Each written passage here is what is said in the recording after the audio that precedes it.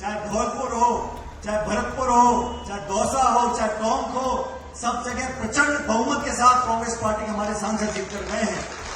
यहाँ मेरा छोटा भाई अनिल चोपड़ा बैठा हुआ है।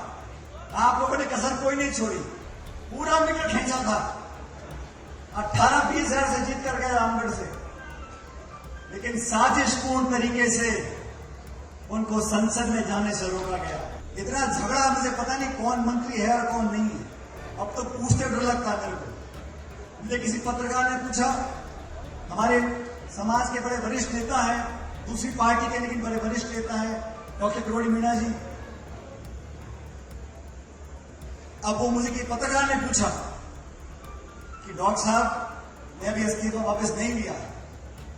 मैंने उनसे कहा, हालांकि मेरी पार्टी का मसला नहीं है, मसला भाजपा का है, वो निपटेंगे इससे। कि मैंने भाजपा के नेताओं को सलाह दी, अगर सच्चे मन से मनाओगे तो मान जाएंगे। वो आधे मन से मनाते तो कौन मानेगा? उनका मनाने का मन ही नहीं है। इस देश में सबसे बड़ा ग्रंथ अगर कोई है, हमारा संविधान है। और मैं इस मंच से धन्यवाद देना चाहता हूं राहुल गांधी जी का।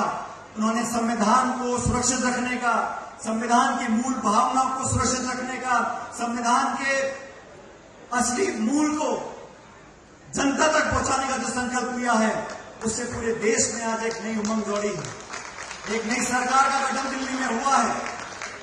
राजनीति में हार जीत होती रहती है, लेकिन इन 10 सालों में जब से सरकार दिल्ली में बैठी है, हमारा जो किसान वर्ग है, जो वंचित वर्ग है, जो दबा कुचला पिछड़ा दलित आदिवासी वर्ग है, वो अपने आप को आज ठगा हुआ महसूस क्यों करता है? बार बार लोगों के जहन में सवाल क्यों आता है कि अगर 400 पार हो जाते तो न जाने क्या करते। धन्य इस देश की जनता जिन्होंने लोकतंत्र को जिंदा रखते हुए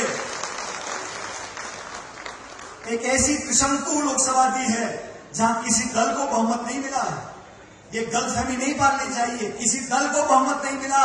एक मिलीजुली सरकार बनी है, 2-2 बैसाखियों को लेकर सरकार आगे चल रही है। और उसका परिणाम यह है कि दिल्ली की संसद में जहां मुरारी जी और हरीश मीणा जी बैठते हैं, आपके आशीर्वाद से, और मुझे कहते हुए बड़ा फक्र है, मैं धन्यवाद देना चाहता हूं आप सब लोगों का। चाहे धौलपुर हो, चाहे भरतपुर हो, चाहे दौसा हो, चाहे टोंक हो, सब जगह प्रचंड बहुमत के साथ कांग्रेस पार्टी के हमारे सांसद जीत कर गए हैं। यहाँ मेरा छोटा भाई अनिल चोपड़ा बैठा हुआ है। आप लोगों ने कसर कोई नहीं छोड़ी, पूरा मीटर खींचा था।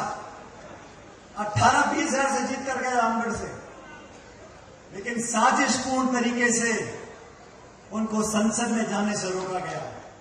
लेकिन अनिल जी, आप नौजवान हो, आप हिम्मत रखो, संघर्ष करो। जब जनता मौका देगी तो छप्पर फाड़ के देगी, फिर तो रोकने वाला नहीं रहेगा।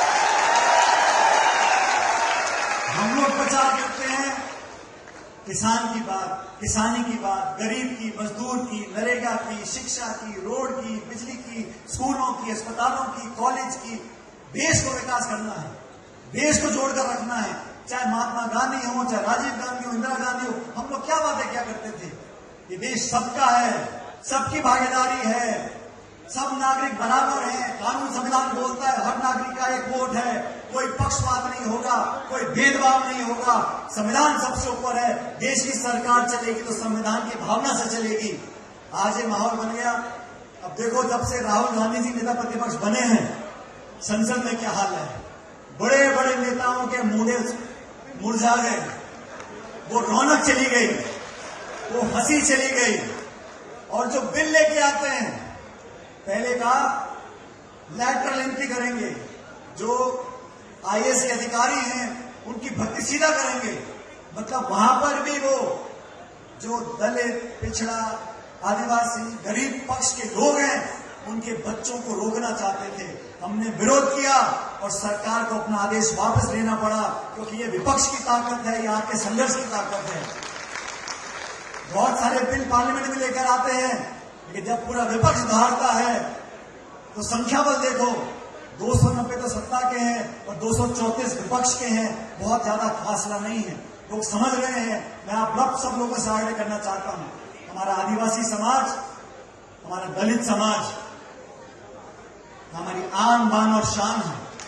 मैं आप लोगों को विश्वास दिलाता हूं, आपके हितों के लिए, आपके बच्चों के भविष्य को संरक्षित रखने के लिए जो भी हमें करना पड़ेगा हम करने को तैयार हैं। हम उस दल से वास्ता रखते हैं जो 130 साल से देश को सींचती आई है। सत्ता हो या विपक्ष हो, सबको साथ लेकर आगे चलने का हमने संकल्प किया है। हम लोग राजनीति में हैं, हमारे विरोधी भी हो सकते हैं। विरोध होता है वैचारिक सोच का, काम करने के तरीके का, उस पर चर्चा हो, संवाद हो। लेकिन जो लोग हमारी राजनीति को जानते हैं वो समझते हैं हमने बड़े से बड़े विरोधी का भी अगर विरोध किया है, डट कर किया है, लेकिन संयम से किया है, मर्यादापूर्ण भाषा से किया है। विरोधियों का सम्मान करना, अपने प्रतिद्वंदी को इज्जत देना, संयम और मर्यादा की सीमा को नहीं लांघना, ये हमारी राजनीति का परिचय है। और राजस्थान है साथियों, ये तो अतिथि देवो भव की भूमि है। जो भी आएगा उसका स्वागत है।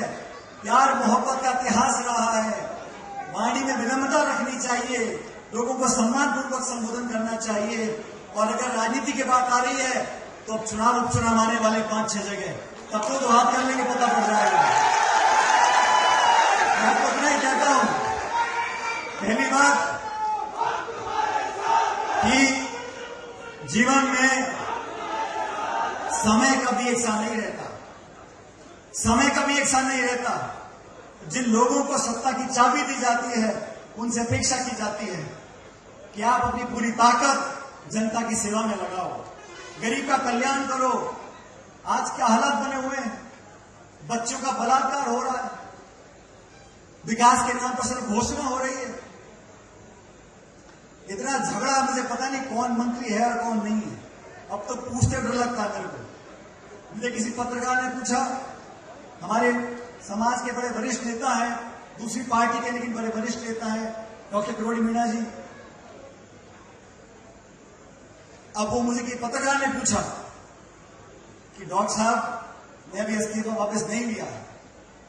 मैंने उनसे कहा, हालांकि मेरी पार्टी का मसला नहीं है, मसला भाजपा का है, वो निपटेंगे इससे।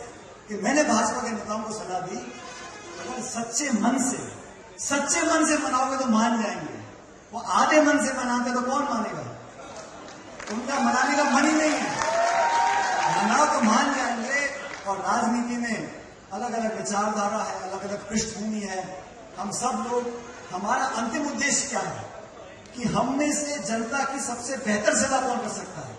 हमारा कोई आपसी झगड़ा नहीं है, कोई व्यक्तिगत किसी से लाग लगे पेट नहीं है।